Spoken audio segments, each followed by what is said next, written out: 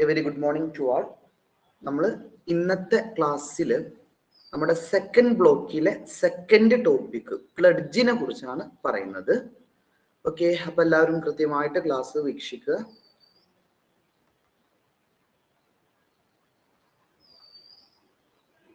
Not ഒന്ന് എടുക്കട്ടെ.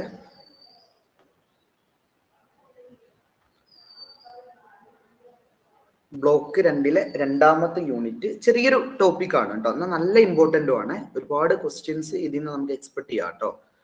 Okay, അപ്പോ സ്റ്റാർട്ട് ചെയ്യാം. എൻ്റെ സ്ക്രീന് അതുപോലെ തന്നെ വോയിസ് രണ്ടും ക്ലിയർ അല്ലേ? ജസ്റ്റ് ഒന്ന് പറഞ്ഞോളൂ. ഓക്കെ ആണോ? സ്ക്രീനും വോയിസും ഓക്കെ ആണോ? Yes, okay, ready. ഓക്കെ, അപ്പൊ നമുക്ക് തുടങ്ങാം കേട്ടോ. ആദ്യമായിട്ട് പ്ലഡ്ജ് അല്ലെങ്കിൽ പോൺ, അതിന് വേറെ ടേം ഉണ്ട്, PAWN കേട്ടോ. ഈ പ്ലഡ്ജ് എന്നുള്ളതിന്റെ അർത്ഥം നമുക്ക് എല്ലാവർക്കും അറിയുന്ന ഒരു കാര്യമാണ്. നമ്മൾ പണയം വെക്കുമല്ലോ അല്ലെ? ആ പണയം വെക്കുന്നതിനാണ് പ്ലഡ്ജ് എന്ന് പറയുന്നത്. ഇപ്പൊ എനിക്ക് കുറച്ച് ക്യാഷ് വേണം, ശ്രദ്ധിച്ചോളിയെ, എനിക്ക് കുറച്ച് ക്യാഷ് വേണം. ഞാൻ എന്ത് ചെയ്യാണ്? എൻ്റെ വീടിന്റെ ആധാരം പണയം വെക്കാണ് ബാങ്കില്. ബാങ്ക് എനിക്ക് എന്ത് തരും? ക്യാഷ് തരും അല്ലെ? ഇനി എന്നാണോ ഞാൻ ആ ക്യാഷ് കൊടുക്കുന്നത്, ക്യാഷ് മാത്രം കൊടുത്താൽ പോരാ, അതിന് ഇൻട്രസ്റ്റ് ഉണ്ടാവും അല്ലെ? ഇനി മറ്റെന്തെങ്കിലും എക്സ്ട്രാ ഇൻട്രസ്റ്റ് ഒക്കെ ഞാൻ പേ ചെയ്താൽ എന്ത് ചെയ്യും? അതിനെന്തെങ്കിലുമൊക്കെ എക്സ്ട്രാ ചാർജ് ഒക്കെ ഉണ്ടാവും. എന്നാണോ പൈസ ഒക്കെ ഞാൻ തിരിച്ചു കൊടുക്കുന്നത്, അന്നേ എനിക്ക് എന്ത് ചെയ്യുള്ളൂ? ആ ആധാരം തിരിച്ചു തരുള്ളൂ. നമ്മൾ ഗോൾഡ് ലോൺ അല്ലെ, വസന്ത പറഞ്ഞ പോലെ തന്നെ മറ്റൊരു എക്സാമ്പിൾ ഗോൾഡ് ലോൺ. അപ്പൊ നമുക്ക് കുറച്ച് ക്യാഷ് വേണം. ഞാൻ എന്ത് ചെയ്തു? ഒരു മുത്തൂറ്റ് ഫിനാൻസിൽ, ബാങ്കിൽ തന്നെ ആവണമെന്നില്ല, ഒരു മുത്തൂറ്റ് ഫിനാൻസ് പോയിട്ട് എൻ്റെ ഗോൾഡ് അവിടെ പണയം വെച്ചു. പകരം എനിക്ക് എന്ത് കിട്ടും? ക്യാഷ് കിട്ടും അല്ലെ? ഇനി എന്നാണ് ഞാൻ ആ ക്യാഷ് അതിന്റെ ഇൻട്രസ്റ്റും കാര്യങ്ങളൊക്കെ തിരിച്ചു കൊടുക്കുന്നത്, അന്നേ എനിക്ക് ആ ഒരു ഗോൾഡ് തിരിച്ചു കിട്ടുള്ളൂ. അപ്പൊ ഈ പണയം വെക്കുന്നതിനാണ് പ്ലഡ്ജ്, പോൺ എന്നൊക്കെ പറയുന്നത് കേട്ടോ. അപ്പോ നോക്കാം. A pledge is A special kind of bailment. Bailment പോലെ തന്നെ, ബെയിൽമെന്റ് പറഞ്ഞാൽ നമുക്കറിയാലോ, അല്ലെ, ഒരു കാര്യം, ഒരു വസ്തു, ഒരു ഗുഡ്സ് നമ്മൾ തൽക്കാലത്തേക്ക് കൊടുക്കുകയാണ്, ഒരാളെ ഏൽപ്പിക്കുകയാണ്, ഒരു സ്പെഷ്യൽ പർപ്പസിന് വേണ്ടിയിട്ട് ഒരാളെ ഏൽപ്പിക്കുകയാണ് അല്ലെ? അപ്പൊ അതിനാണ് ബെയിൽമെന്റ് എന്ന് പറയാം. ഇതും ബെയിൽമെന്റിന്റെ ഒരു തരമായിട്ട് നമുക്ക് കൂട്ടാൻ പറ്റും. പക്ഷെ മാറ്റമുണ്ട്, ബെയിൽമെന്റും തമ്മിൽ ഡിഫറൻസ് ഉണ്ട്, അത് ഞാൻ ലാസ്റ്റ് പറയാം കേട്ടോ. അപ്പൊ ഇതും ഒരു കൈൻഡ് ഓഫ് ബെയിൽമെന്റ് തന്നെയാണ് നമ്മളെ പ്ലഡ്ജ് എന്ന് പറയുന്നത്. സെഷൻ 172 ഇതിന്റെ ഡെഫിനിഷൻ പറയുന്നത്. ഓക്കെ, അപ്പോ സെഷൻസ് ഞാൻ പറഞ്ഞല്ലോ, നിങ്ങൾ വേണമെങ്കിൽ നോട്ട് ചെയ്യാം, നിർബന്ധമൊന്നുമില്ല. സെഷൻ പറയണം നിർബന്ധമൊന്നുമില്ല, പക്ഷെ പറയുകയാണെങ്കിൽ അത് കറക്റ്റ് ആണ്. അപ്പോ എല്ലാ സെഷനും കൂടെ പഠിക്കല് ടാസ്ക് ആണ്. അപ്പൊ നിങ്ങൾ എന്ത് ചെയ്യുക? സെഷൻസ് തൽക്കാലം സ്കിപ്പ് ചെയ്യുക. ഇനി ഈ മെയിൻ ഹെഡിങ് ആളെ സെഷൻസ് വേണമെങ്കിൽ എന്ത് ചെയ്യാം? കറക്റ്റ് നോട്ട് ചെയ്യാം. അപ്പൊ നോക്കാം. സെഷൻ 172 പറയുന്നത്, the bailment of goods as a security for payment of ഡെപ്റ്റ്. ഇതാണ് നിങ്ങൾ പ്രത്യേകം നോട്ട് ചെയ്യേണ്ടത്. നമ്മൾ എന്ത് ചെയ്യാണ്? ഒരു ഗുഡ്സിനെ സെക്യൂരിറ്റി ആയിട്ട് കൊടുക്കുകയാണ് അല്ലെ? എന്തിനു വേണ്ടിയിട്ട്? ഫോർ പേയ്മെന്റ് ഓഫ് എ ഡെപ്റ്റ്. ഒരു ഡെപ്റ്റ് തരുന്നതിന് പകരമായിട്ട് നമ്മൾ സെക്യൂരിറ്റി ആയിട്ട് കൊടുക്കുന്നതിനെയാണ് പ്ലഡ്ജ് എന്ന് പറയുന്നത്. ഒരു ഉദാഹരണം, ഞാൻ ബാങ്കിൽ നിന്ന് ലോൺ എടുക്കുകയാണ്. അപ്പോ ഞാൻ എന്ത് ചെയ്യുന്നു? ഗോൾഡ് ലോൺ ആണ്, എന്റെ ഗോൾഡ് കൊണ്ടുപോയി കൊടുക്കുകയാണ് അല്ലെ? അപ്പൊ ഈ ഗോൾഡ് കൊടുക്കുന്ന എന്തിനാ? സെക്യൂരിറ്റി ആയിട്ട്. എന്തിനു വേണ്ടിയിട്ടുള്ള സെക്യൂരിറ്റി? പേയ്മെന്റ് ഓഫ് ഡെപ്റ്റ്. ബാങ്ക് എനിക്ക് എന്ത് തരും? ഡെപ്റ്റ് തരും അല്ലെ? അപ്പൊ ആ ഡെപ്റ്റിന് പകരമായിട്ട്, അവര് ആ കടം തരുന്നതിന് പകരമായിട്ട് ഞാൻ അവിടെ എന്റെ ഗോൾഡ് കൊണ്ടുപോയി കൊടുക്കുകയാണ്. അപ്പൊ അതിനെയാണ് പ്ലഡ്ജ് എന്ന് പറയാം. അപ്പൊ ഒരു സെക്യൂരിറ്റി ആയിട്ട് നമ്മൾ ഒരു ഗുഡ്സ് കൊടുക്കണം, ഒരു സെക്യൂരിറ്റി ആയിട്ട് ഒരു ഗുഡ്സ് കൊടുക്കുകയാണ്. എന്തിന്? അവര് തരുന്ന ഡെപ്റ്റിന് പകരമായിട്ട്, കടത്തിന് പകരമായിട്ട് ഞാൻ എൻ്റെ ഒരു ഗുഡ്സ് അവിടെ സെക്യൂരിറ്റി ആയിട്ട് കൊടുക്കുന്നതിനെയാണ് പ്ലഡ്ജ് എന്ന് പറയുന്നത്. ക്ലിയർ അല്ലേ? പ്ലഡ്ജ് എന്താന്ന് ക്ലിയർ അല്ലേ? ജസ്റ്റ് പണയം വെക്കുക എന്ന് നമുക്ക് പറയാം. ഓക്കെ അല്ലേ? യെസ്. അങ്ങനെയാണെങ്കിൽ ഇതിൽ രണ്ട് പാർട്ടീസ്, ഇത് കറക്റ്റ് മനസ്സിലായിക്കോളൂ കേട്ടോ. രണ്ട് പാർട്ടീസ് ഈ പ്ലഡ്ജിൽ വരുന്നുണ്ട്. അപ്പൊ നമ്മള് ബെയിൽമെന്റിൽ പറഞ്ഞു അല്ലെ, ബെയിലറും ബെയിലിയും എന്ന പോലെ ഈ പ്ലഡ്ജിലും രണ്ടാളുകൾ വരുന്നുണ്ട്. ഒന്നാമത്തത് പൗണർ ഓർ പ്ലഡ്ജർ, രണ്ടാമത്തത് പോണി ഓർ പ്ലഡ്ജി. നോക്കിയേ, the person who deliver the goods. ആരാണ് ആ ഗുഡ്സ് കൊടുക്കുന്നത്, സെക്യൂരിറ്റി ആയിട്ട് കൊടുക്കുന്നത്, അയാളെ വിളിക്കുന്ന പേരാണ് പൗണർ അല്ലെങ്കിൽ പ്ലഡ്ജർ എന്ന് പറയുന്നത്. രണ്ടാമത് to whom the goods are delivered. ആർക്ക് വേണ്ടിയിട്ടാണ് കൊടുക്കുന്നത് അല്ലെ? ഫസ്റ്റ് പറഞ്ഞ ആരാണ് ഗുഡ്സ് കൊടുക്കുന്നത്, ഹു ഡെലിവർ ദ ഗുഡ്സ്, അയാളാണ് പൗണർ അല്ലെങ്കിൽ പ്ലഡ്ജർ എന്ന് പറയുന്നത്. രണ്ടാമത് the person to whom the goods are delivered. ആർക്ക് വേണ്ടിയിട്ടാണോ ഗുഡ്സ് കൊടുക്കുന്നത്, അയാൾ വിളിക്കുന്ന പേരാണ് പൗണി അല്ലെങ്കിൽ പ്ലഡ്ജി. ഞാൻ ചോദിക്കട്ടെ, നിങ്ങൾ പറയണ ആൻസർ കേട്ടോ. ഞാനിപ്പോ ബാങ്കിൽ നിന്ന് ലോൺ എടുത്തു, ഒരു ഗോൾഡ് ലോൺ എടുത്തു. ഞാൻ ഗോൾഡ് കൊണ്ടുപോയി കൊടുത്തു, ബാങ്കിന് ക്യാഷ് തന്നു. ഇതിൽ ഞാൻ ആരാണ്, ബാങ്ക് ആരാണ്? ഫസ്റ്റ് ഞാൻ ബാങ്ക് ആരാണെന്ന് പറഞ്ഞോളൂ. ഞാൻ ബാങ്കിൽ ഗോൾഡ് കൊണ്ടുപോയി കൊടുത്തു, പൈസ കടം വാങ്ങി, പണയം വെച്ചു, അല്ലെ? ബാങ്ക് ആരാണ്? എന്റെ ചോദ്യം, ബാങ്ക് ആരാണ് അതില്? പ്ലഡ്ജർ ആണോ പ്ലഡ്ജി ആണോ, അല്ലെങ്കിൽ പോണർ ആണോ പോണി ആണോ? പ്ലഡ്ജി. പൗണി അല്ലെങ്കിൽ പ്ലഡ്ജി. രണ്ടാമത്തെ ആളാണ് ബാങ്ക് കേട്ടോ. കാരണം അവരാണല്ലോ എനിക്ക് ക്യാഷ് തരുന്നത്, അല്ലെ? അവരെടുത്താണ് ഞാൻ എന്റെ ഗോൾഡ് കൊണ്ടുപോയിട്ട് പണയം വെക്കുന്നത്. അപ്പൊ ബാങ്കിനെ പറയുന്ന പേര് പൗണി അല്ലെങ്കിൽ പ്ലഡ്ജി. ഇമ്പോർട്ടന്റ് ആണ്. എനിക്ക് പറയുന്ന ആള് ഞാനാണ് ശരിക്കും, അല്ലെ? പൗണർ. നിങ്ങൾ ഇങ്ങനെ ഓർത്താൽ മതി, പൗണർ ആണ് ഓണർ. പൗണർ ഓണർ, അല്ലെ? ആ ഗോൾഡിന്റെ ഓണർ ശരിക്കും ഞാനാണ്. ഞാൻ എനിക്ക് ക്യാഷിന് വേണ്ടിയിട്ട് ആ ഗോൾഡ് കൊണ്ടുപോയി വെക്കുകയാണ്. അപ്പൊ പൗണർ ഓണർ എന്നുള്ള വാക്ക് ഓർത്താൽ മതി. അപ്പൊ ആരാണോ പണയം വെക്കുന്ന ആള്, അല്ലെ, യഥാർത്ഥ ഓണർ, അയാളെയാണ് പൗണർ എന്ന് പറയുന്നത്.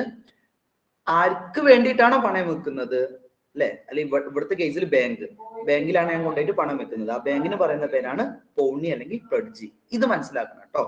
അപ്പൊ പ്ലഡ്ജ് എന്താന്ന് പറഞ്ഞു, ആരാണ് പ്ലഡ്ജർ എന്ന് പറഞ്ഞു, ആരാണ് പ്ലഡ്ജി എന്ന് പറഞ്ഞു. ഓക്കെ, ഇനി റൈറ്റ്സ് ഓഫ് പൗണി അല്ലെങ്കിൽ പ്ലഡ്ജി നല്ലോണം മനസ്സിലാക്കണം കേട്ടോ. ഇതിലൊക്കെ ഈ റൈറ്റ്സ്, ഡ്യൂട്ടീസ്, ഇതാണ് ഇതിൽ ഇമ്പോർട്ടന്റ് കേട്ടോ. 5 മാർക്കിനോ അല്ലെങ്കിൽ എസ്സേക്കോ സാധ്യത ഉണ്ട്. What are the rights of pawnee അല്ലെങ്കിൽ പ്ലഡ്ജി, അല്ലെങ്കിൽ what are the duties of pledgee എന്നൊക്കെ പറഞ്ഞിട്ട് ചോദിക്കാം. അപ്പൊ പ്ലഡ്ജിയുടെ അല്ലെങ്കിൽ പൗണിയുടെ റൈറ്റ്സ്, അവകാശങ്ങളാണ് പറയുന്നത്. അപ്പൊ ഒന്നുകൂടെ മനസ്സിലാക്കുക, ഇവിടെ ബാങ്ക് ആണ് പൗണി അല്ലെങ്കിൽ പ്ലഡ്ജി എന്ന് പറയുന്നത്, അല്ലെ? എന്റെ ആ ഒരു സാധനം ഞാൻ പണയം വെക്കപ്പെട്ട ആള് ഇവിടെ ബാങ്ക്. ആ ബാങ്ക് ആണ് ഇവിടെ പൗണി അല്ലെങ്കിൽ പ്ലഡ്ജി എന്ന് പറയുന്നത്. അപ്പൊ ആ ബാങ്കിന്റെ റൈറ്റ്സ് എന്തൊക്കെയാണ്? ബാങ്ക് തന്നെ ആവണമെന്നില്ല കേട്ടോ, വേറെ ഏതും ആവാം. ഞാനിപ്പോ ഒരു വ്യക്തിക്ക്, ഇപ്പൊ ഞാന് ഹസീലിന് കൊണ്ടുപോയിട്ടാണ് എന്റെ സാധനം പണയം വെച്ചത്. അപ്പൊ അവിടെ ഹസീലാണ് എന്ത്, പൗണി അല്ലെങ്കിൽ പ്ലഡ്ജി ആയിട്ട് വരുന്നത്, അല്ലെ? ഞാന് പ്ലഡ്ജർ അല്ലെങ്കിൽ പൗണർ ആയിട്ട് വരും. ഡൗട്ട് ഉണ്ടാവും? ഡൗട്ട് ഉണ്ടെങ്കിൽ ചോദിച്ചോളി. പറ്റില്ലേ?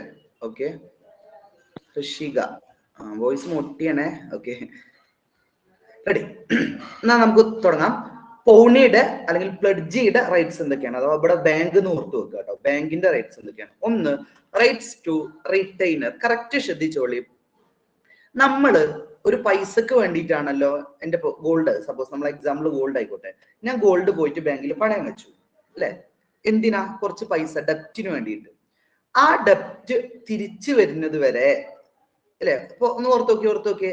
ഞാനിപ്പോ സപ്പോസ് ഒരു 1 lakh rupees ബാങ്കിൽ നിന്ന് ലോൺ എടുത്തു. ശ്രദ്ധിക്കേ, 1 lakh rupees ബാങ്കിൽ നിന്ന് ലോൺ എടുത്തു. ഓക്കെ, ആ 1 ലക്ഷം രൂപയും പോരാ, പിന്നെന്താ ഉണ്ടാവുക? ആ 1 ലക്ഷം മാത്രം ഞാൻ ബാങ്കിൽ തിരിച്ചു കൊടുത്താൽ മതിയോ? ജസ്റ്റ് ടൈപ്പ് ചെയ്താണ്, വേറെ എന്തെങ്കിലും ഉണ്ടാവും അതില്? യെസ്, അതിന് ഇൻട്രസ്റ്റ് ഉണ്ടാവും. യെസ്, നോക്കിയേ. അപ്പൊ നോക്കുക, നമ്മൾ പേയ്മെന്റ് ഓഫ് ഡെപ്റ്റ്, ആ ഡെപ്റ്റ് തിരിച്ചു കൊടുക്കണം, അല്ലെ?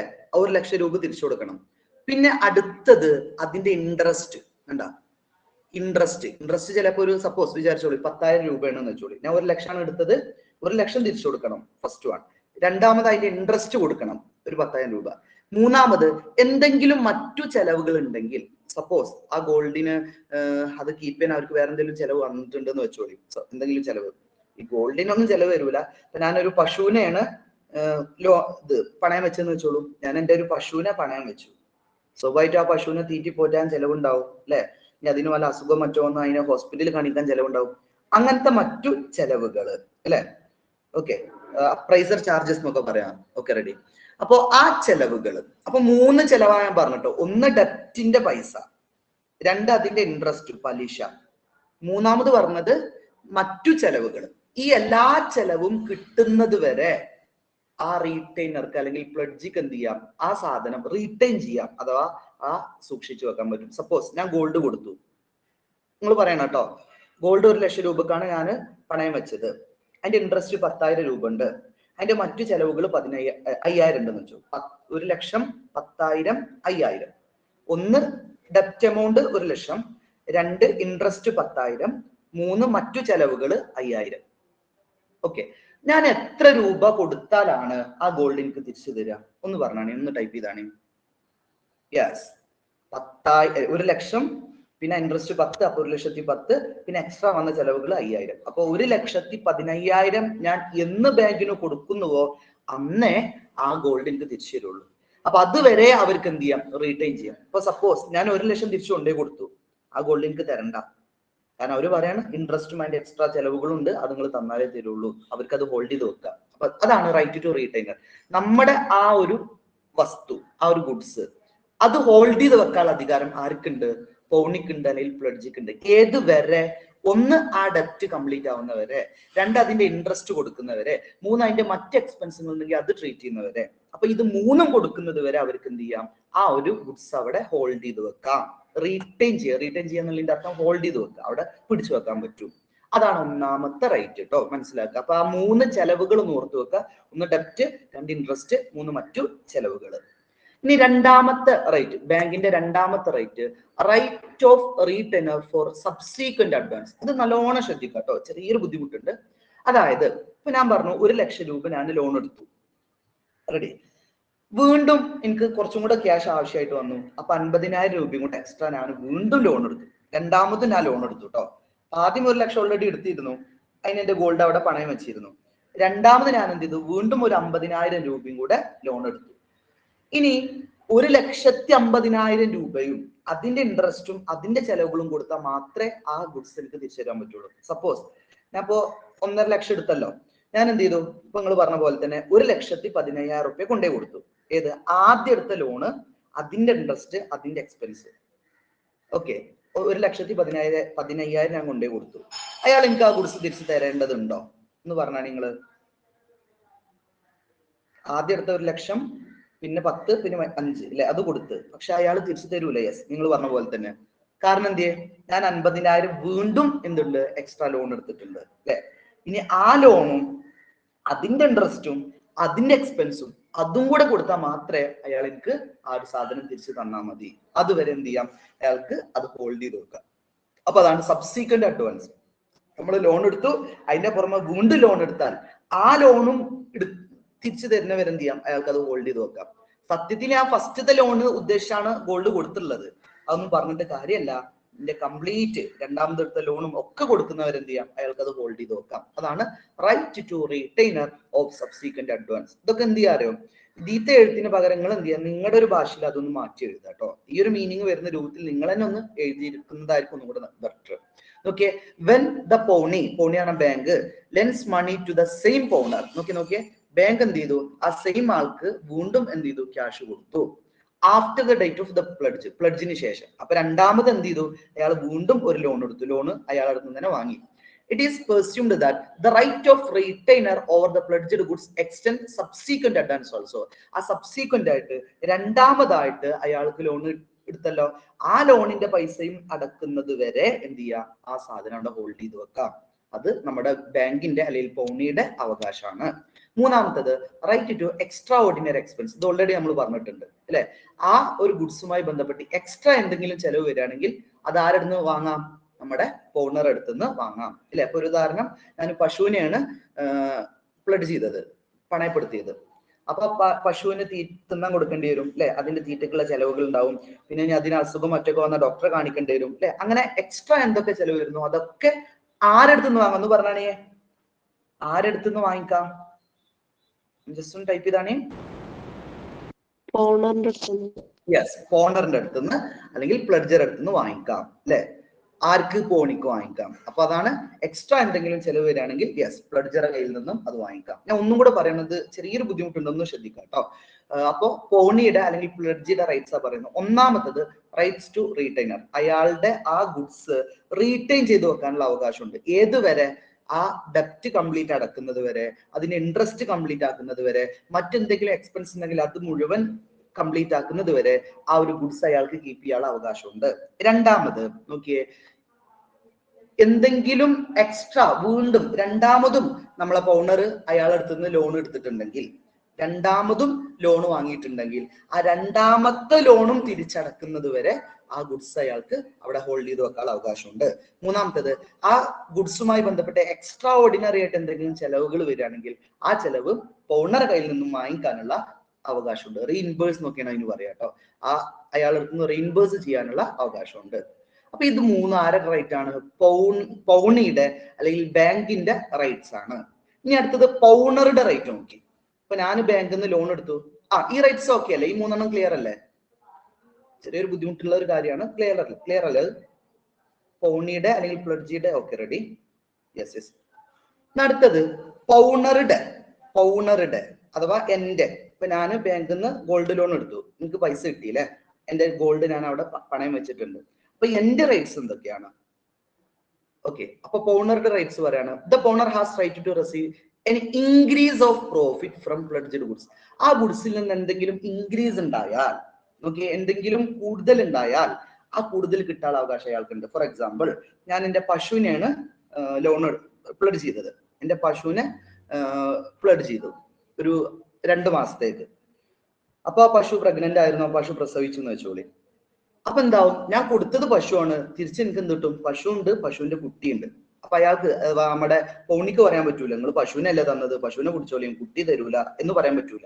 കാരണം ആ പ്രോഫിറ്റ് അല്ലെങ്കിൽ ആ ഒരു ഇൻക്രീസ് എവിടെ നിന്നുണ്ടായതാണ്? ഞാൻ കൊടുത്ത ആ ഗുഡ്സിൽ നിന്ന് ഉണ്ടായതാണ്, അല്ലെ? അപ്പോ അതാണ്, ആ ഗുഡ്സിൽ നിന്നും എന്തെങ്കിലും ഇൻക്രീസ് ഉണ്ടായിട്ടുണ്ടെങ്കിൽ, അല്ലെങ്കിൽ ആ ഗുഡ്സ് മൂലം എന്തെങ്കിലും പ്രോഫിറ്റ് ഉണ്ടായിട്ടുണ്ടെങ്കിൽ, സപ്പോസ് ഞാൻ എൻ്റെ ഒരു കടയാണ്, എന്റെ കട ഞാൻ നോക്കിയെടുത്തുന്ന എന്റെ ഒരു കട ഞാൻ പ്ലഡ് ചെയ്തു, അയാളെ കയ്യിൽ കൊടുത്തു, ഏൽപ്പിച്ചു. അപ്പൊ ആ കടയിൽ നിന്ന് 2 മാസത്തേക്ക് എനിക്ക് ഒരു 10,000 രൂപ പ്രോഫിറ്റ് കിട്ടിയിട്ടുണ്ട്, അല്ലെ? അപ്പൊ ആ പ്രോഫിറ്റും എനിക്ക് തിരിച്ചു വാങ്ങിക്കാനുള്ള അവകാശമുണ്ട്. അപ്പൊ അതാ പറഞ്ഞത്, നമ്മൾ ആ ഗുഡ്സുമായി ബന്ധപ്പെട്ട് എന്തെങ്കിലും ഇൻക്രീസ് ഉണ്ടായിട്ടുണ്ടെങ്കിൽ, അതുപോലെ ആ ഗുഡ്സുമായി ബന്ധപ്പെട്ട് എന്തെങ്കിലും പ്രോഫിറ്റ് ഉണ്ടായിട്ടുണ്ടെങ്കിൽ അത് വാങ്ങിക്കാനുള്ള അവകാശം ആർക്കുണ്ട്? പൗണർക്കുണ്ട്, എനിക്കുണ്ട്. ഓക്കെ, അപ്പൊ ഞാൻ എന്റെ പശുവിനെ കൊടുത്തു, അത് പ്രസവിച്ചിട്ടുണ്ട്, അതിനൊരു കുട്ടിയുണ്ട്. അപ്പൊ എന്ത് ചെയ്യണം? തിരിച്ച് എനിക്ക് ആ പശുവിനെ മാത്രം തന്നാൽ പോരാ, പ്ലസ് ആ കുട്ടിയും കൂടെ അതിന്റെ ഒപ്പം തരണം, അല്ലെ? അതിൽ അവകാശം എനിക്കുണ്ട്. രണ്ടാമത്, to ensure that whether the goods pledged are properly maintained or not. എനിക്ക് നോക്കാം, എന്ത്? ഞാൻ കൊടുത്ത ഗുഡ്സ് അവര് നന്നായിട്ട് നോക്കുന്നില്ലേ? എൻഷുർ, എനിക്ക് ഉറപ്പ് വരുത്തണം. എന്ത്? ആ ഗുഡ്സ് അവര് കൃത്യമായിട്ട് ചെയ്യുന്നില്ല. ഇപ്പൊ ഞാൻ പശുവിനെ കൊടുത്തത്, അതിന് കറക്റ്റ് ആയിട്ട് തീറ്റ കൊടുക്കുന്നില്ലേ, അതിന് കറക്റ്റ് ആയിട്ട് വേണ്ട ട്രീറ്റ്മെന്റും കാര്യങ്ങളൊക്കെ എടുക്കുന്നില്ലേ എന്ന് നോക്കാനുള്ള അവകാശം എനിക്കുണ്ട്. കാരണം പശു എന്റെ തന്നെയാണ്. ഹസീല് പറഞ്ഞോളൂ, എന്തെങ്കിലും പ്രശ്നം ഉണ്ടാവും? വോയിസ് ഒക്കെ ഓക്കെ അല്ലേ?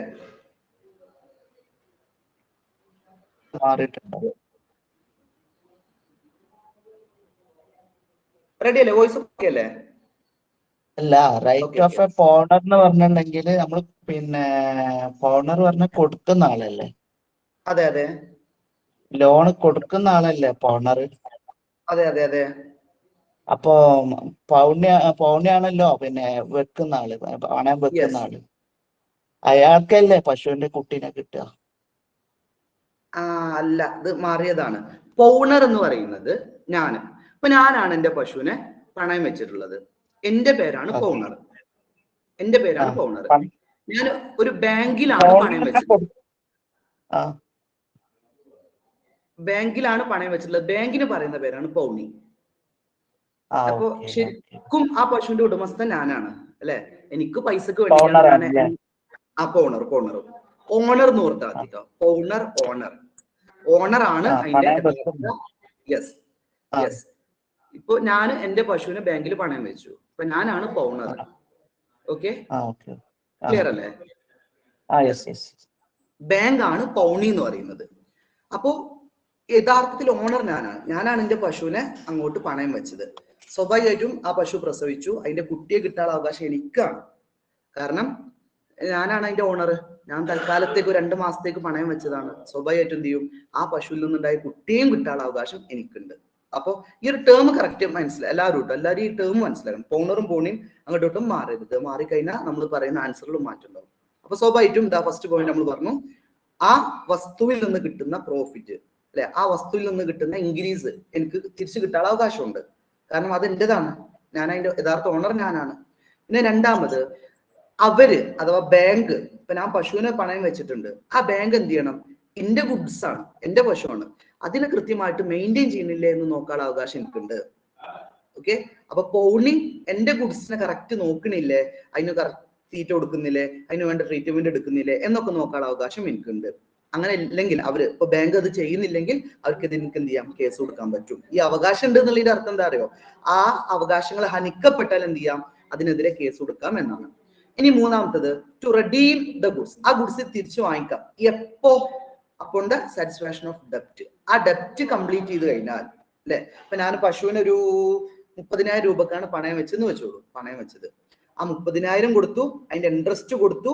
ഇപ്പൊ 30,000 കൊടുത്തു, ഇൻട്രസ്റ്റ് ഒരു 5,000 ഉണ്ടെന്ന് വെച്ചോളൂ, 35,000 ആയി. പിന്നെ ആ പശുവിന് എക്സ്ട്രാ ചെലവുകൾ വന്നത് ഒരു 5,000, ടോട്ടൽ 40,000.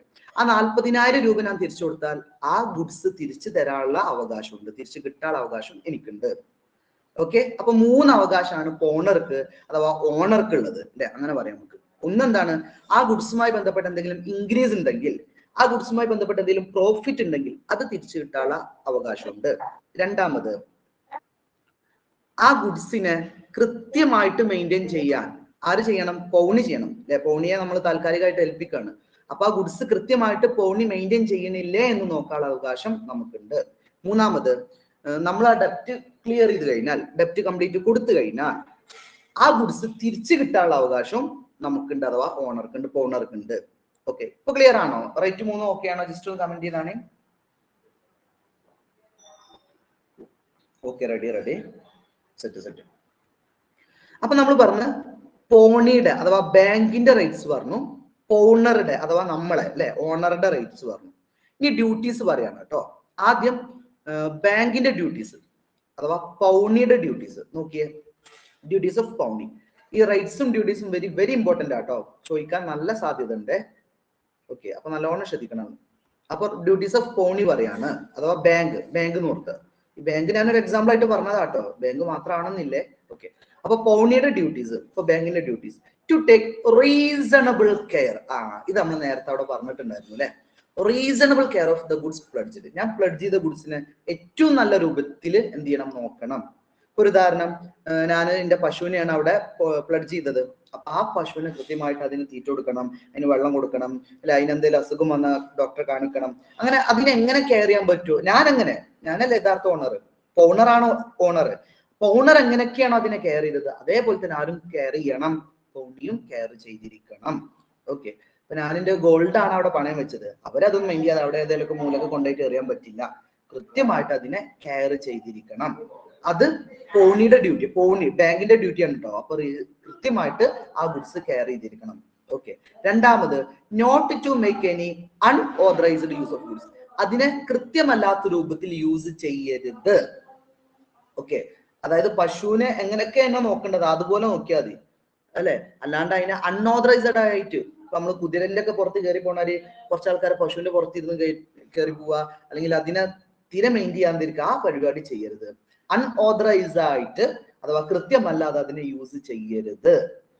ഞാനൊരു വാഹനമാണ് പ്ലഡ്ജ് ചെയ്തെന്ന് വെച്ചോളി അല്ലെ, ആ വാഹനമൊക്കെ കൃത്യമായിട്ട് എങ്ങനെയാണ് മെയിൻറ്റെയിൻ ചെയ്യുന്നത് അതുപോലെ മെയിൻറ്റെയിൻ ചെയ്യണം, അല്ലാണ്ട് അലക്ഷ്യമായിട്ട് അതിനെ ചെയ്യരുത്. അതാണ് അൺഓതറൈസ്ഡ് യൂസ്. ആ ഗുഡ്സിന്റെ മേലെ ചെയ്യരുത്, കൃത്യമായിട്ട് അത് യൂസ് ചെയ്യണം. Not to mix goods pledged with own goods. അത് നോക്കിയേ, നമ്മൾ നേരത്തെ ഒരു ബെയിൽമെന്റിൽ പറഞ്ഞൊരു ടേം ആണ്. നമ്മുടെ ഗുഡ്സ് അല്ലെ, ഇപ്പൊ ഞാനാണ് എന്റെ ഗുഡ്സ് കൊടുത്തിട്ടുള്ളത്, അവരുടെ ഗുഡ്സുമായിട്ട് മിക്സ് ചെയ്യരുത്. കാരണം മിക്സ് ചെയ്താൽ അത് മാറും, പിന്നെ ഞാൻ തിരിച്ചു ചോദിക്കുമ്പോൾ അയാൾക്ക് കറക്റ്റ് ഐഡിയ ഉണ്ടാവില്ല. അപ്പൊ നമ്മുടെ അഥവാ പോണറുടെ ഗുഡ്സും പോണിയുടെ ഗുഡ്സ് ആണ് അയാളുടെ സ്വന്തം ഗുഡ്സ്, അത് തമ്മിൽ മിക്സ് ആക്കരുത്. മിക്സ് ആയി കഴിഞ്ഞാൽ തരാനൊക്കെ ബുദ്ധിമുട്ടാവും അല്ലെ. കറക്റ്റ് ഇന്റേത് ഏതാണ് അവന്റേത് ഏതാണെന്നുള്ളതും കറക്റ്റ് ഐഡിയ ഉണ്ടാവില്ല. അപ്പൊ അങ്ങനെ മിക്സ് ആക്കരുത്, അത് പോണിയുടെ ഡ്യൂട്ടിയാണ്. Then to return goods. എപ്പോഴാണ് റിട്ടേൺ ചെയ്യാ ഒന്ന് പറഞ്ഞാണി. പോണി എപ്പോഴാണ് ആ ഗുഡ്സ് റിട്ടേൺ ചെയ്യുക, റിട്ടേൺ കൊടുക്കുക? ടു റിട്ടേൺ ഗുഡ്സ് എന്നാണ് നാലാമത്തെ ഡ്യൂട്ടി. അതിനുള്ള പേയ്മെന്റ്സ് ഒക്കെ കൊടുത്തു കഴിഞ്ഞതിന്റെ ശേഷം. യെസ്, അതിലെ പേയ്മെന്റ്സ് ഒക്കെ കൊടുത്തു കഴിഞ്ഞാൽ അല്ലെ. 3 പേയ്മെന്റ്സ് ഉണ്ട്, അത് ഓർക്കണേ.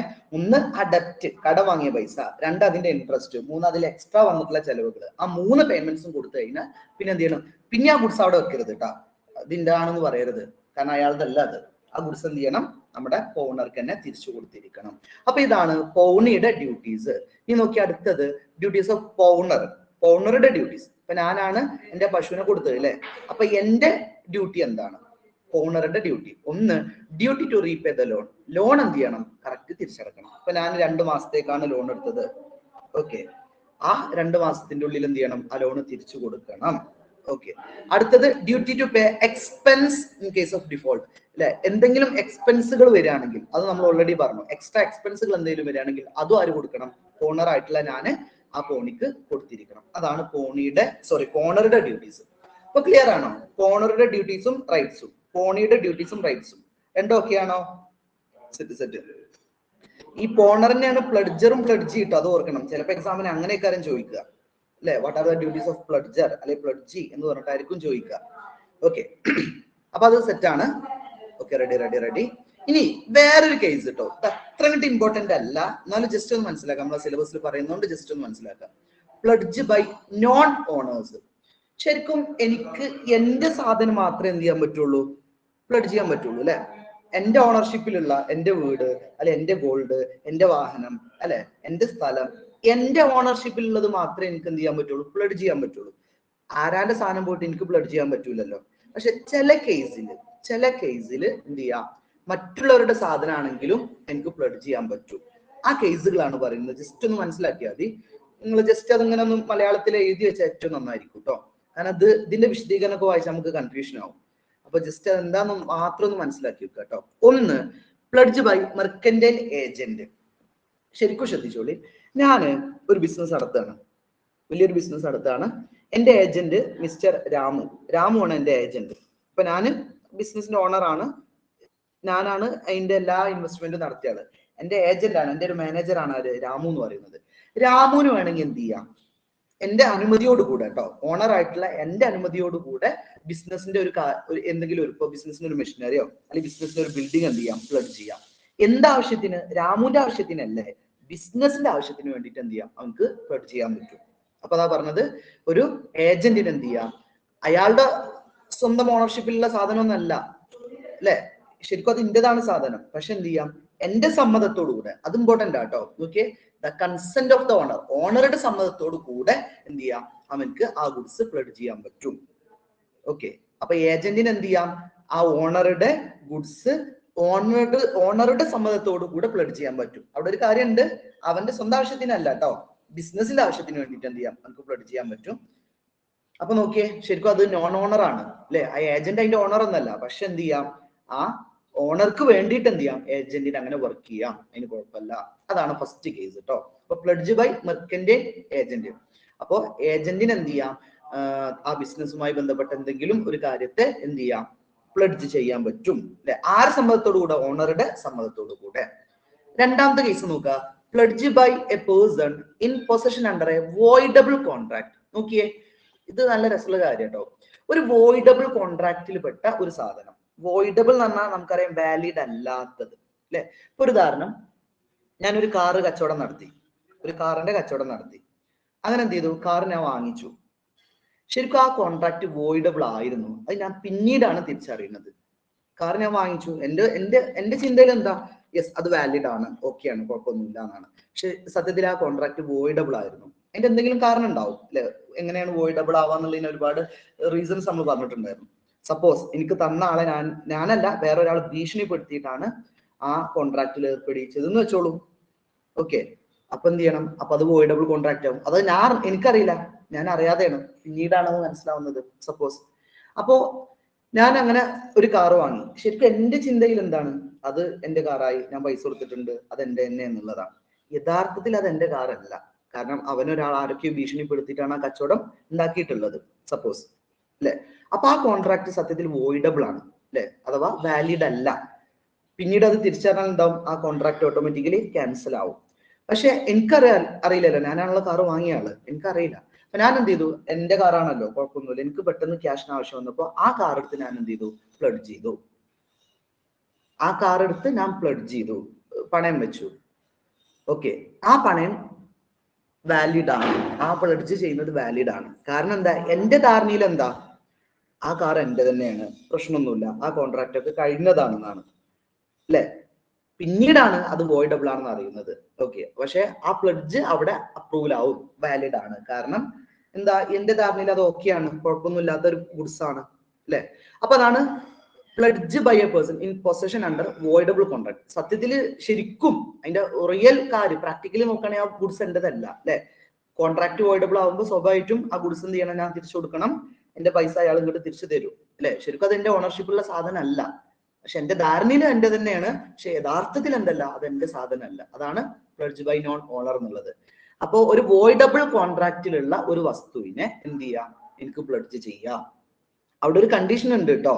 നോക്കിയേ, when a person obtain possession of a goods under a voidable contract, the pledge created by him valid provided that the contract has not been rescinded at the time of pledge. അതൊരു important point ആണ്. ആ പ്ലഡ്ജിന്റെ സമയത്ത് എനിക്ക് അറിയരുത്, pledge ചെയ്യുന്ന സമയത്ത് എന്താ അത് വോയിഡബിൾ ആണെന്നുള്ള ഒരു ധാരണ എനിക്ക് ഉണ്ടാകരുത് കേട്ടോ. ഓൾറെഡി നോക്കിയേ, വേറെ ഒരു എക്സാമ്പിൾ പറയാം. ഈ കാർ കച്ചവടം നടത്തി, ഞാൻ അറിഞ്ഞു അത് വോയിഡബിൾ ആണ്. ആ വോയിഡബിൾ ആണെന്ന് അറിയലോടുകൂടെ ഞാൻ എന്ത് ചെയ്തു, അത് കൊണ്ടിട്ട് പ്ലഡ്ജ് ചെയ്താൽ അത് ശരിയാവില്ല. മനസ്സിലായില്ലേ? ആ കാറിന് വോയിഡബിൾ ആണെന്ന് ഞാൻ മനസ്സിലാക്കി, ആ അറിവോട് കൂടെ ഞാൻ കൊണ്ടിട്ട് പ്ലഡ്ജ് ചെയ്താൽ ആ പ്ലഡ്ജ് അപ്രൂവൽ ആവില്ല. കാരണം എനിക്കറിയാം അത് വോയിഡബിൾ ആണ്, അത് എന്റെ കാറല്ല എന്നുള്ളത്. അറിയാതെ ചെയ്താലാണ് കേട്ടോ. അപ്പൊ അത് വോയിഡബിൾ ആണെന്ന് എനിക്ക് അറിയൂല, അറിയാതെ ഞാൻ എന്ത് ചെയ്തു, ആ കാർ കൊണ്ടുപോയിട്ട് പ്ലഡ്ജ് ചെയ്താൽ ആ പ്ലഡ്ജ് ശരിയാവും. ക്ലിയർ ആണോ? ഈ ഒരു പോയിന്റ് ക്ലിയർ ആണോ? ഈ ഒരു ബുദ്ധിമുട്ടുണ്ട് മനസ്സിലാക്കാൻ. ഓക്കെ ആണോ? ജസ്റ്റ് ഒന്ന് പറഞ്ഞാൽ ഓക്കെ ആണല്ലേ? ഇതൊക്കെ എന്ത് ചെയ്യാറിയോ, നിങ്ങൾക്ക് അറിയുന്ന ഭാഷയിൽ ഇങ്ങനെ മലയാളത്തിലെങ്കിൽ മലയാളത്തിൽ എഴുതി വെക്കുക കേട്ടോ. നല്ലൊരു ഐഡിയ കിട്ടുള്ളൂ. ഇത് ഇന്ന് തന്നെ ഇപ്പൊ തന്നെ ഈ ക്ലാസ് കഴിഞ്ഞോട് കൂടെ തന്നെ നിങ്ങൾ അത് എഴുതണേ. അല്ലെങ്കിൽ എന്താന്ന് പറയും, നമ്മൾ കയ്യിൽ നിന്ന് പോകുന്നത്. കാരണം ഈ ടോപ്പിക്കൊക്കെ അങ്ങനെ ഒരു പ്രത്യേകത ഉണ്ട്. ഇനി മൂന്നാമത്തത്, pledge by pawner having only limited interest. ഇത് അതിലേറെ രസമുള്ള ഒരു കാര്യമാണ്, ശരിക്കും ശ്രദ്ധിച്ചോളൂ കേട്ടോ. ഇപ്പൊ ഞാന് എന്റെ കാറ് ഒരു പ്ലഡ്ജ് ചെയ്തു, എന്റെ കാറ് പ്ലഡ്ജ് ചെയ്തു. സപ്പോസ് എന്റെ ഒരു കാറ് ഞാൻ അവർക്ക് കൊടുത്തു, അതിൽ നിന്ന് ഞാൻ കുറച്ച് ലോണൊക്കെ എടുത്ത് ഒരു 10,000 രൂപ ലോൺ എടുത്ത് ഞാൻ മിസ്റ്റർ എയുടെ കയ്യിൽ, അതാണ്ട് ഇവിടെ ആരെങ്കിലും എടുക്കാം, ഞാനിപ്പോ ആരൊക്കെ കൊടുക്കുക, മുഷിറാക്ക് എന്ത് ചെയ്തു, ഞാൻ എന്റെ കാറ് പ്ലഡ്ജ് ചെയ്തു. മുഷിറാന്റെ അടുത്ത് ഞാൻ 10,000 രൂപ വാങ്ങിച്ചു ചെയ്തു. അതിൽ മുഷിർ എന്ത് ചെയ്തു അറിയോ, അവൾക്ക് കുറച്ച് പൈസ വന്നപ്പോ അവൾ എന്ത് ചെയ്തു, എന്റെ കാർ തന്നെ, എന്റെ കാർ ഇപ്പൊ അവളെ കയ്യിലാണ് ഉള്ളത്, അവൾ എന്ത് ചെയ്തു, ആ കാറ് വീണ്ടും എടുത്ത് വേറെ ആൾക്ക് പ്ലഡ്ജ് ചെയ്തു. ആ കേസ് മനസ്സിലാക്കണം കേട്ടോ, ആ ഒരു കണക്ഷൻ മനസ്സിലാക്കണം. ഞാൻ എന്റെ ഒരു കാറ് എനിക്കൊരു 10,000 രൂപ ആവശ്യമുണ്ട്, ആ 10,000 രൂപക്ക് എന്ത് ചെയ്തു, മുഷിറാക്ക് പ്ലഡ്ജ് ചെയ്തു. അപ്പൊ മുഷിറാന്റെ അടുത്ത് 10,000 രൂപ വാങ്ങി കാർ അവളെ കയ്യിൽ കൊടുത്തു. അവൾക്ക് എന്ത് ചെയ്തു, അവൾക്കും ക്യാഷിന് അത്യാവശ്യം വന്നപ്പോ ആ കാറിനെ, എന്റെ കാറിനെ എന്ത് ചെയ്തു, മുഷിറ പോയിട്ട് വേറെ ആൾക്ക് പ്ലഡ്ജ് ചെയ്തു. അത് ചെയ്യാൻ പറ്റോ ഇല്ല എന്നുള്ളത് വേറെ കേസാണ്, ശരിക്കും ചെയ്യാൻ പാടില്ല എന്നാണ്.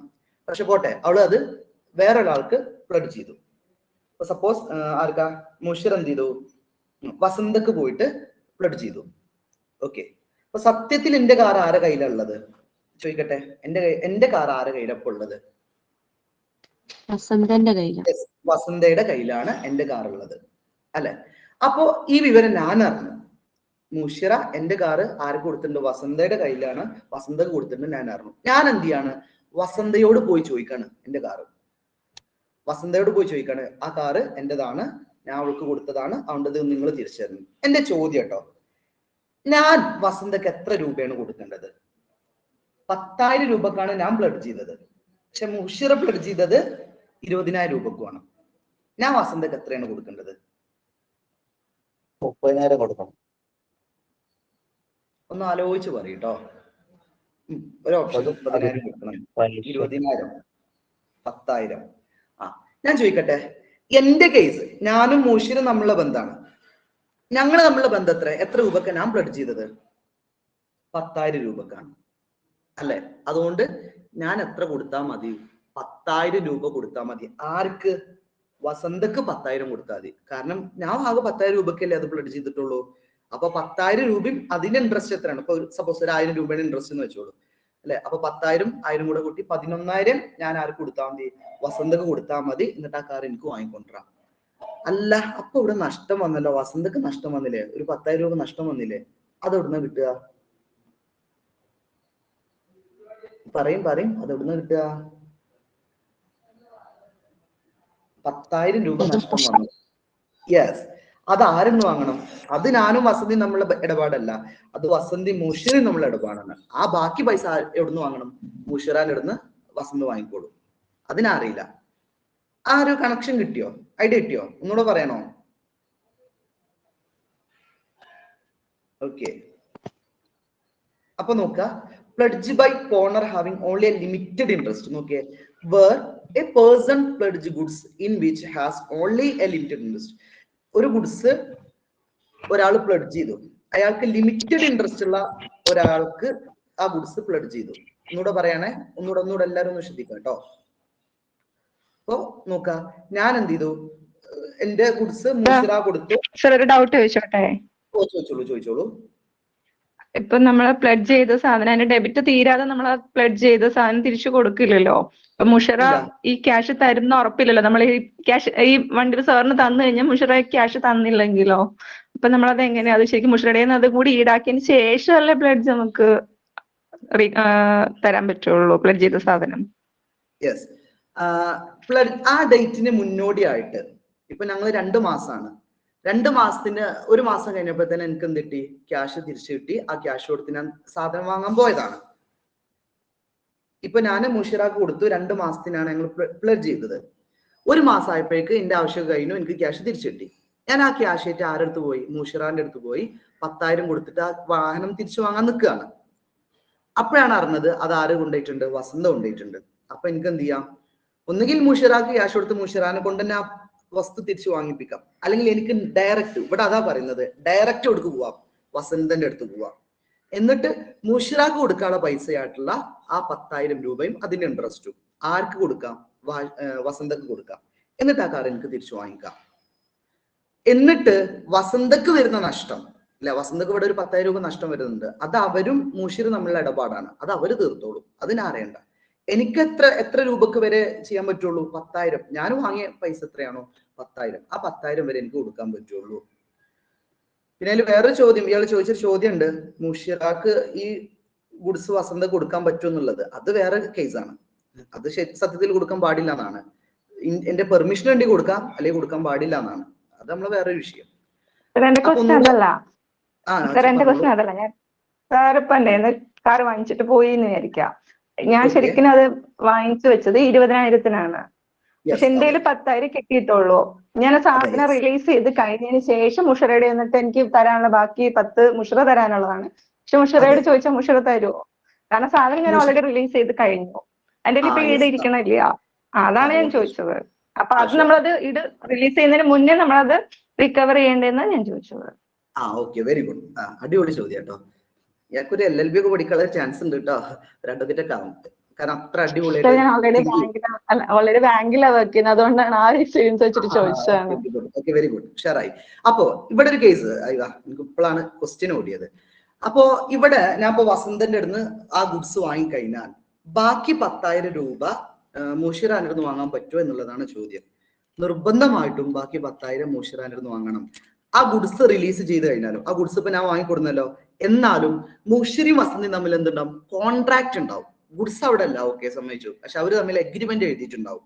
20,000 രൂപയുടെ എഗ്രിമെന്റ് ആര് തമ്മില്, മുഷിരി വസന്തി തമ്മിൽ എഴുതിയിട്ടുണ്ടാവും.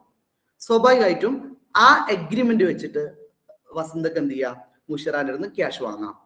ഇനി അങ്ങനെ വസന്ത മുഷിറാന്റെ അടുത്ത് പോയി എനിക്ക് ബാക്കി 10,000 കൂടെ, എനിക്ക് ആകെ 10,000 കിട്ടിയിട്ടുള്ളൂ, ബാക്കി 10,000 കൂടെ തരണം എന്ന് പറഞ്ഞ് മുഷിറ തരില്ല എന്ന് പറഞ്ഞാൽ, ആ ഗുഡ്സ് പന്റെ അടുത്തില്ലല്ലോ, അത് കൊടുത്തില്ലേ, അതുകൊണ്ട് ഞാൻ ക്യാഷ് ഒന്നും തരില്ല എന്ന് പറഞ്ഞാൽ എന്ത് ചെയ്യാം, വസന്തക്ക് മുഷിറാക്കെതിരെ കേസ് കൊടുക്കാൻ പറ്റും. എന്ത് ബേസ് ചെയ്തിട്ട്? ആ എഗ്രിമെന്റ് ഉണ്ടാവും. എഗ്രിമെന്റിൽ ഉണ്ടാവും 20,000 എന്നുള്ള എമൗണ്ട് ഉണ്ടാവും. അപ്പൊ ആ എഗ്രിമെന്റ് ബേസ് ചെയ്തിട്ട് എന്ത് ചെയ്യാം, വസന്തക്ക് മുഷിറാക്കെതിരെ കേസ് കൊടുക്കാൻ പറ്റും.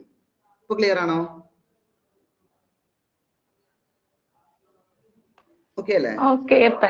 പക്ഷേ ലീഗലി നോക്കുകയാണെങ്കിൽ നമ്മൾ ഒരാളുടെ നിന്ന് പ്ലഡ്ജ് വാങ്ങിച്ചു കഴിഞ്ഞാൽ അത് ആ ആൾക്ക് തന്നെ തിരിച്ചു കൊടുക്കണം എന്നാണ്. അപ്പൊ അങ്ങനെ പറയുമ്പോൾ ശരിക്കും നോർമലി സാറിന് തരാൻ പറ്റില്ല, മുഷിറയ്ക്ക് കൊടുക്കാൻ പാടുള്ളൂ എന്നാണ്. അതിന്റെ റൂളാണ് തന്നെ വരുന്നത്. ഓക്കെ, കാരണം പ്ലഡ്ജ് ആരിൽ നിന്നാണോ വാങ്ങിയത് അയാൾക്ക് തന്നെ തിരിച്ചു കൊടുക്കുക എന്നുള്ളത് തന്നെയാണ് അതിന്റെ റൂൾ കേട്ടോ. ഇത് ചില എക്സംഷൻ കേസസ് പറയുകയാണെന്ന് മാത്രം. ഇനി അടുത്ത് നോക്കിയേ, pledge by co owner in possession. ശ്രദ്ധിച്ചോളി, ഇവിടെ കോ ഓണർ എന്ന് പറഞ്ഞാൽ ഒരു പ്രൊഡക്റ്റ്, ആ പ്രൊഡക്റ്റ് ഒരുപാട് പേര് തമ്മിൽ ഓണർഷിപ്പ് പങ്കിടുന്നുണ്ട്. സപ്പോസ് ഇപ്പൊ എൻ്റെ ഒരു വീട്, ഞങ്ങളൊരു 4 ആളുകൾ ചേർന്നിട്ടാണ് ആ വീട് ഉണ്ടാക്കിയതെന്ന് വെച്ചോളൂ. അപ്പൊ ഇവിടെ ഓണേഴ്സ് ആയിട്ട് 4 പേരുണ്ട്. ഓക്കെ, കോ ഓണേഴ്സ് എന്നാണ് 4 പേര്. അപ്പൊ എനിക്ക് എന്ത് ചെയ്യാം, ആ വീട് പ്ലഡ്ജ് ചെയ്യാൻ പറ്റും.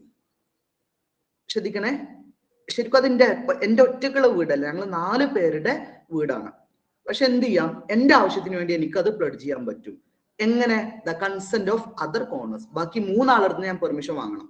എനിക്ക് കുറച്ച് ക്യാഷിന് അത്യാവശ്യമുണ്ട്, ഞാൻ ആ വീട് പ്ലഡ്ജ് ചെയ്യട്ടെ എന്ന് ബാക്കി കോ ഓണേഴ്സിന്റെ അടുത്ത് നിന്ന്, ബാക്കി ഞങ്ങൾ 4 ആളാണല്ലോ, ബാക്കി 3 ആളടുത്ത് നിന്ന് എന്ത് ചെയ്യണം, എനിക്ക് സമ്മതം വാങ്ങിയിട്ട് എന്ത് ചെയ്യാം, എനിക്ക് ആ വീട് പ്ലഡ്ജ് ചെയ്യാൻ പറ്റും. ഓക്കെ, അപ്പൊ ശരിക്കും സത്യത്തിൽ ആ വീടിന്റെ കംപ്ലീറ്റ് ഓണർ ഞാൻ ഒറ്റക്കല്ല, ഞങ്ങൾ 4 ആള് ചേർന്നിട്ടാണ്. എങ്കിൽ പോലും ബാക്കി ഓണേഴ്സിന്റെ സമ്മതം ഉണ്ടെങ്കിൽ എനിക്ക് എന്ത് ചെയ്യാം, ആ വീട് പ്ലഡ്ജ് ചെയ്യാനുള്ള പെർമിഷൻ ഉണ്ട്, പറ്റും. ദെൻ 5ാമത്തെ case, pledge by a seller in possession after sale. ശ്രദ്ധിച്ചോളിയും, വിറ്റ സാധനത്തെ എനിക്ക് വീണ്ടും പ്ലഡ്ജ് ചെയ്യാം. എങ്ങനെ? ഞാൻ ഇപ്പൊ എന്റെ കാറ് വിറ്റു, സപ്പോസ് എന്റെ കാറ് വിറ്റു, എനിക്ക് അതിന് ക്യാഷ് ഒക്കെ കിട്ടി. പക്ഷെ ആ വിറ്റ ആള് അയാൾ ആ കാർ കൊണ്ടുപോയിട്ടില്ല. അയാൾ പറയാണ് 2 മാസം കൊണ്ട് അത് അവിടെ നിന്നോട്ടെ, 2 മാസം കഴിഞ്ഞിട്ട് ഞാൻ ഗൾഫിൽ നിന്ന് വരുള്ളൂ, വിദേശത്ത് നിന്ന് വരുള്ളൂ, എന്നിട്ട് ഞാൻ എടുക്കാം. അപ്പൊ വിറ്റ സാധനമാണ്. വിറ്റ സ്വാഭാവികമായിട്ട് എന്ത് ചെയ്യും, ഓണർഷിപ്പ് എന്നിൽ നിന്നും രാമുനാണ് ഞാൻ വിറ്റത്, രാമുവിലേക്ക് അത് കൈമാറും അല്ലെ. പക്ഷെ എന്ത് ചെയ്യാം, ആ സാധനം എനിക്ക് പ്ലഡ്ജ് ചെയ്യാം. കാരണം 2 മാസം കഴിഞ്ഞിട്ട് അയാൾ വരുള്ളൂ, 2 മാസം ആ കാർ എന്റെ വീട്ടിൽ തന്നെ കിടക്കുന്നുണ്ട്. അപ്പൊ എന്ത് ചെയ്യാം, ആ സാധനം എനിക്ക് പ്ലഡ്ജ് ചെയ്യാം. ഓക്കെ, അയാളുടെ സമ്മതമാണെന്ന് മാത്രം കേട്ടോ. ആരെ? ഞാൻ വിറ്റ ആളുടെ, രാമുവിന്റെ സമ്മതമാണ്. അങ്ങനെയാണെങ്കിൽ എനിക്ക് എന്ത് ചെയ്യാം, ആ ഗുഡ്സ് പ്ലഡ്ജ് ചെയ്യാൻ പറ്റും. ഓക്കെ, അപ്പൊ വിറ്റ സാധനം സത്യത്തിൽ അതിന്റെ ഓണർ ഞാൻ അല്ലെങ്കിൽ പോലും ആ സാധനം എന്റെ അടുത്ത് തന്നെ വേണം കേട്ടോ, എന്റെ അടുത്ത് തന്നെ വേണേ, അല്ലാണ്ട് രാമുവിന്റെ പേരിൽ പോയിട്ട് അത് പ്ലഡ്ജ് ചെയ്യാൻ പറ്റില്ല. നോക്കിയാൽ a seller who continues to be possession in the goods even after. ആ പൊസഷന്, ആ ഗുഡ്സ് എന്തുണ്ട്, എന്റെ കയ്യിൽ തന്നെ ഉണ്ട്. വിറ്റതിന് ശേഷം ആ ഗുഡ്സ് എന്തുണ്ട്, എന്റെ കയ്യിൽ തന്നെ ഉണ്ട്. അങ്ങനെയാണെങ്കിൽ എന്ത് ചെയ്യാം, എനിക്കത് പ്ലഡ്ജ് ചെയ്യാം. അവന്റെ സമ്മതത്തോടു കൂടെ എനിക്കത് പ്ലഡ്ജ് ചെയ്യാം, എനിക്ക് കുഴപ്പമില്ല. അപ്പൊ നമ്മൾ പറഞ്ഞത് യഥാർത്ഥത്തിൽ ഓണേഴ്സ് അല്ലെങ്കിൽ പോലും ഈ 5 കേസിലും എന്ത് ചെയ്യാം, ആ ഗുഡ്സ് പ്ലഡ്ജ് ചെയ്യുന്നതിന് കുഴപ്പമില്ല എന്നാണ് നമ്മൾ ഈ ഒരു കാര്യത്തിൽ പറഞ്ഞത്. ഇനി ഒരു ഇമ്പോർട്ടന്റ് ആയ ഭാഗം, ബെയിൽമെന്റും പ്ലഡ്ജും. ഇത് നിങ്ങളുടെ ടെക്സ്റ്റിൽ പറയുന്നില്ല എന്നാ തോന്നുന്നത്. ഈ ബെയിൽമെന്റും പ്ലഡ്ജും ഈ 2 സാധനമാണ് നമ്മൾ ഈ മൊഡ്യൂളിൽ പഠിച്ചത്. അപ്പൊ അത് തമ്മിലുള്ള ഡിഫറൻസ്, ചെറിയൊരു സാധ്യത ചോദിക്കാനുണ്ട്, ജസ്റ്റ് നോക്കാം കേട്ടോ. Bailment can be made for any purpose. ഏത് ആവശ്യത്തിന് വേണ്ടിയിട്ടും ബെയിൽമെന്റ് ചെയ്യാം അല്ലെ. ഇപ്പൊ നമ്മൾ പറഞ്ഞു, ഞാനൊരു ട്രിപ്പ് പോവാണ്, അപ്പൊ ഞാൻ നോക്കുന്ന എന്റെ പൂച്ചയെ എന്റെ അയൽവാസിയെ ഏൽപ്പിച്ചു, അതൊരു ബെയിൽമെന്റ് ആണ് അല്ലെ. ചിലപ്പോ ക്യാഷിനാവാം, അല്ലെങ്കിൽ വെറുതെ ആവാം, അല്ലെ വേണ്ട അല്ലെ. ഇപ്പൊ നിങ്ങൾ പരീക്ഷയ്ക്ക് വരികയാണ്, നിങ്ങളെ പേന കളർ പിടിക്കുന്നില്ല, അപ്പൊ നിങ്ങൾ എന്ത് ചെയ്യാണ്, നിങ്ങളെ സുഹൃത്തിന്റെ ഒരു പേന വാങ്ങാണ്, അതും എന്താണ്, ബെയിൽമെന്റ് ആണ്. ഞാനിപ്പോ എന്റെ ഒരു ഷർട്ട് തയ്ക്കാൻ വേണ്ടിയിട്ട് ടൈലറെ ഏൽപ്പിക്കാണ്, അത് ബെയിൽമെന്റ് ആണ്. എന്റെ കാറ് ശരിയാക്കാൻ വേണ്ടിയിട്ട് ഞാൻ വർക്ക്ഷോപ്പിൽ ഏൽപ്പിക്കാണ്, അത് ബെയിൽമെന്റ് ആണ്. അപ്പൊ ഏതെങ്കിലും ഒരു പർപ്പസിന്, എന്ത് പർപ്പസിനാണെങ്കിലും അവിടെ എന്ത് നടക്കും, ബെയിൽമെന്റ് നടക്കും. എന്നാൽ പ്ലഡ്ജിന് ഒരേ ഒരു പർപ്പസേ ഉള്ളൂ, എന്താണ്, ഡെപ്റ്റ് അല്ലെ. ഡെപ്റ്റ് നോക്കിയാൽ the pledge is made for specific purpose, അതായത് റീപേയ്മെന്റ് ഓഫ് ഡെപ്റ്റ്. ഡെപ്റ്റ് തിരിച്ചു തരിക എന്നുള്ള ആ ഒരൊറ്റ പർപ്പസിന് വേണ്ടിയിട്ടാണ് നമ്മൾ പ്ലഡ്ജ് ചെയ്യുന്നത് അല്ലെ. കടമെടുക്കുക എന്നുള്ള ആ പർപ്പസിന് വേണ്ടിയിട്ടാണ് നമ്മൾ അവിടെ ഗുഡ്സ് കൊടുക്കുന്നത്. ബെയിൽമെന്റിലെ ഗുഡ്സ് എന്ത് ആവശ്യത്തിനും, ഇപ്പൊ ഞാൻ പൂച്ചയെ കൊടുത്തത് എന്ത് ആവശ്യത്തിനാണ്, അതിനെ നോക്കാൻ വേണ്ടിയിട്ട് അല്ലെ. കാറ് കൊടുത്തത് എന്ത് ആവശ്യത്തിനാ, അത് മെക്കാനിക്കലി അത് ശരിയാക്കാൻ വേണ്ടിയിട്ട് അല്ലെ. ടൈലർക്ക് ക്ലോത്ത് കൊടുത്തത് എന്തിനാ, ഒരു ഡ്രസ്സ് തയ്ക്കാൻ വേണ്ടിയിട്ട്. അങ്ങനെ എനി പർപ്പസ്, ഏത് പർപ്പസ് എവിടെ വരും, ബെയിൽമെന്റിൽ വരും. ആ പ്ലഡ്ജിൽ ആകെ ഒരേ ഒരു പർപ്പസേ ഉള്ളൂ, എന്ത്, ആ റീപേയ്മെന്റ് ഓഫ് ഡെപ്റ്റ്, ഡെപ്റ്റ് തിരിച്ചു കൊടുക്കുക എന്നുള്ള ആ ഒരൊറ്റ പർപ്പസിന് വേണ്ടിയിട്ടാണ് നമ്മൾ ആ ഗുഡ്സ് അവിടെ ഏൽപ്പിക്കുന്നത്. ഇനി അടുത്ത് നോക്കുക, ബെയിൽമെന്റില് bailee can use the goods as per terms of bailment. അപ്പൊ ബെയിലിക്ക് എന്ത് ചെയ്യാം, ആ ഗുഡ്സ് യൂസ് ചെയ്യാം അല്ലെ. ബെയിൽമെന്റിൽ ആ ഗുഡ്സ്, ഇപ്പൊ ഞാൻ ഒരു പേന കൊടുത്തു അല്ലെ, ആ പേന എന്ത് ചെയ്യാം, അവർക്ക് യൂസ് ചെയ്യാൻ പറ്റും. അപ്പൊ ബെയിൽമെന്റിൽ ആ ബെയിലിക്ക് ആ ഗുഡ്സ് യൂസ് ചെയ്യാം. എന്നാൽ പൗണിക്ക് പ്ലഡ്ജ് ചെയ്താൽ, പൗണിക്ക് ബാങ്കിന് കനോട്ട് യൂസ് ദ ഗുഡ്സ്, ആ ഗുഡ്സ് യൂസ് ചെയ്യാൻ പറ്റില്ല. അപ്പൊ നോക്കിയാൽ ഞാൻ ഗോൾഡ് പണയം വെച്ചു ഒരു ബാങ്കില്, ബാങ്കത്തെ ആൾക്കാർക്ക് ആ ഗോൾഡും കഴുത്തിലൊക്കെ ഇട്ട് കൈമൊക്കെ ഇട്ട് നടക്കാൻ പറ്റൂലല്ലോ. അപ്പൊ കോണിക്ക് എന്ത് ചെയ്യാൻ പറ്റൂല, ആ ഗുഡ്സ് പ്ലഡ്ജ് ചെയ്ത ഗുഡ്സ് എന്ത് ചെയ്യാൻ പറ്റൂല, യൂസ് ചെയ്യാൻ പറ്റൂല. അതവിടെ സൂക്ഷിക്കാനേ പറ്റുള്ളൂ, യൂസ് ചെയ്യാൻ പറ്റൂല. ഇനി Bailey can either retain the goods or sue the baler but he cannot cell it. അപ്പൊ ഇതാണ് ഇതിൽ ഇമ്പോർട്ടന്റ്. ബെയിലിക്ക് ഒരിക്കലും ആ ഗുഡ്സ് വിൽക്കാൻ പറ്റൂല, വിൽക്കാനുള്ള അധികാരമല്ല. ആ ഗുഡ്സ് എന്ത് ചെയ്യാം, കീപ്പ് ചെയ്യാം, എടുത്തു വെക്കാം, ഒക്കെ ചെയ്യാം അല്ലെ. പക്ഷെ ഒരിക്കലും ആ ഗുഡ്സ് വിൽക്കാൻ അധികാരം ആർക്കില്ല, ബെയിൽമെന്റിലില്ല. എന്നാൽ പ്ലഡ്ജിക്ക്, പോണിക്ക് അല്ലെ, പോണിക്ക് എന്ത് ചെയ്യാം, ആ ഗുഡ്സ് വിൽക്കാം. ഇപ്പൊ സപ്പോസ് ഞാൻ ബാങ്കിൽ നിന്ന് ഗോൾഡ് ലോൺ എടുത്തു, ഓക്കെ, ബാങ്കിൽ നിന്ന് ലോൺ എടുത്തു, ആ ലോൺ ഞാൻ തിരിച്ചടച്ചില്ല, അതിന്റെ ഇൻട്രസ്റ്റ് ഞാൻ തിരിച്ചടച്ചില്ല, സ്വാഭാവികമായിട്ടും അവർക്കുള്ള ഒരു അവകാശമുണ്ട്, എന്ത്, ആ ഗുഡ്സ് വിൽക്കാം അല്ലെ. Pawnee can sell the goods pledged എപ്പോ, in the case of default. ഒരു ഡൗട്ട്, ഈ finder of loss of goods എന്ന് പറഞ്ഞിട്ടുള്ള അത് ബെയിൽമെന്റിൽ പെടുന്നതല്ലേ? അതിൽ നമുക്ക് വിൽക്കാനുള്ള പവർ ഉണ്ടല്ലോ. ഉണ്ട്, finder of loss of goods അത് ബെയിൽമെന്റിൽ പെടുന്നതല്ലേ? അത് ബെയിൽമെന്റിന്റെ ഒരു ചെറിയ ഭാഗമായിട്ട് പറയാം, പക്ഷെ പക്ക അത് ബെയിൽമെന്റ് അല്ല, ഒറിജിനൽ ബെയിൽമെന്റ് അല്ല. കാരണം അവിടെ ബെയിലി മാത്രമേ ഉണ്ടാവുള്ളൂ, ബെയിലർ ഉണ്ടാവുന്നില്ല. അതുകൊണ്ട് ആ കേസിൽ ഇത് ഫൈൻഡർ ഓഫ് ഗുഡ്സിൽ എന്ത് ചെയ്യാം, വിൽക്കാൻ പറ്റും. അവിടെയും ഒരു എക്സംഷൻ കേസാ പറഞ്ഞത്, എല്ലാ ഗുഡ്സും വിൽക്കാൻ പറ്റൂല. ഇപ്പൊ പെരിഷബിൾ ഗുഡ്സ് ആണെങ്കിൽ അവർ ആ പേയ്മെന്റ് തന്നിട്ടില്ലെങ്കിൽ അങ്ങനെയൊക്കെ ആ എക്സെപ്ഷൻ കേസിൽ മാത്രമേ വിൽക്കാൻ പറ്റുള്ളൂ. പക്ഷെ ഇവിടെ നമ്മൾ പറഞ്ഞത് ബെയിൽമെന്റ്, നോർമലി ബെയിൽമെന്റിൽ എന്ത് ചെയ്യാൻ പറ്റൂല, വിൽക്കാൻ പറ്റൂല. അവിടെ ഈ പറഞ്ഞ പോലെ എക്സെപ്ഷൻ കേസ് എല്ലാത്തിലും ഉണ്ട് കേട്ടോ. അപ്പൊ പക്ഷെ എന്ത് ചെയ്യാം, പ്ലഡ്ജിക്ക് വിൽക്കാം. എപ്പോ വിൽക്കാം? ഇപ്പൊ ഞാൻ ഗോൾഡ് ലോൺ എടുത്തു, പൈസ തിരിച്ചടച്ചില്ല അല്ലെ, സ്വാഭാവികമായിട്ട് നമ്മൾ വീട് ജപ്തി ചെയ്യാന്നുള്ള സംഭവം ഉണ്ട്. ഇപ്പൊ ഞാൻ വീടിന്റെ ആധാരം പണയം വെച്ചാൽ എന്ത് ചെയ്യും, ആ പേയ്മെന്റ് ചെയ്തില്ലെങ്കിൽ എന്ത് ചെയ്യും, വീട് ജപ്തി ചെയ്യും, വീട് അവർ ഏറ്റെടുക്കും. അതുപോലെ ഗോൾഡ് ഞാൻ പണയം വെച്ചിട്ടുണ്ടെങ്കിൽ ആ പേയ്മെന്റ് ചെയ്തില്ലെങ്കിൽ അവരെന്ത് ചെയ്യും, ആ ഗോൾഡ് വിൽറ്റ് എന്ത് ചെയ്യും, അതിന്റെ ക്യാഷ് അവർ ഈടാക്കും. അപ്പൊ അങ്ങനത്തെ ഒരു ഓപ്ഷൻ അവിടെ ഉണ്ട്, പ്ലഡ്ജിയിലുണ്ട്, പ്ലഡ്ജിങ്ങിലുണ്ട്, ബെയിൽമെന്റിലില്ല. അപ്പൊ സെല് ചെയ്യാനുള്ള അവകാശം ബെയിൽമെന്റിലില്ല, എന്നാൽ പ്ലഡ്ജില് ആ സെല് ചെയ്യാനുള്ള അവകാശം ഉണ്ട്. എപ്പോഴും പറ്റൂല, ഇൻ കേസ് ഓഫ് ഡിഫോൾട്ട്, എന്തെങ്കിലും ഡിഫോൾട്ട് വരുത്തിയാൽ മാത്രം കേട്ടോ. ഇതിനടുത്തത് ബെയിൽമെന്റില്, bailee gets only the possession of goods bailed. ബെയിലിക്ക് എന്തേ ഉള്ളൂ, ആ ഗുഡ്സ് കൈവശം വെക്കാനുള്ള അധികാരം മാത്രമേ ഉള്ളൂ. എന്നാൽ പോണിക്ക് അഥവാ bank acquire A special property in goods pledged.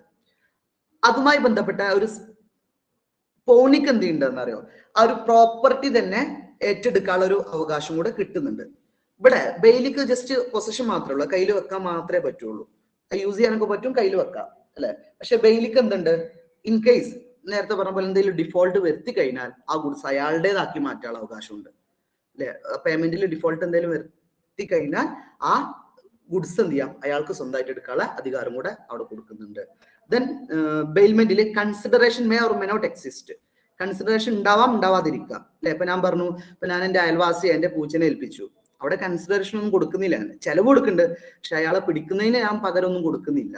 അപ്പൊ കൺസിഡറേഷൻ ഉണ്ടാവാം, ഉണ്ടാവാതിരിക്കാം എവിടെ, ബെയിൽമെന്റിൽ. എന്നാൽ പ്ലഡ്ജിൽ എന്തുണ്ട്, നിർബന്ധമായിട്ടും എന്തുണ്ടാവും, കൺസിഡറേഷൻ ഉണ്ടാവും. കാരണം നമ്മൾ പ്ലഡ്ജ് ചെയ്യുന്നത് എന്തിനാണ്, കൃത്യമായിട്ട് പൈസക്ക് വേണ്ടിയിട്ട് തന്നെയാണ് അല്ലെ. അതിന് തിരിച്ചു പകരം നമ്മൾ എന്ത് ചെയ്യണം, ഇൻട്രസ്റ്റ് കൊടുത്തിരിക്കണം. അപ്പൊ ഇതാണ് ബെയിൽമെന്റും പ്ലഡ്ജും നമ്മളെ ഡിഫറൻസ്, അതും ഇമ്പോർട്ടന്റ് ആണ് കേട്ടോ.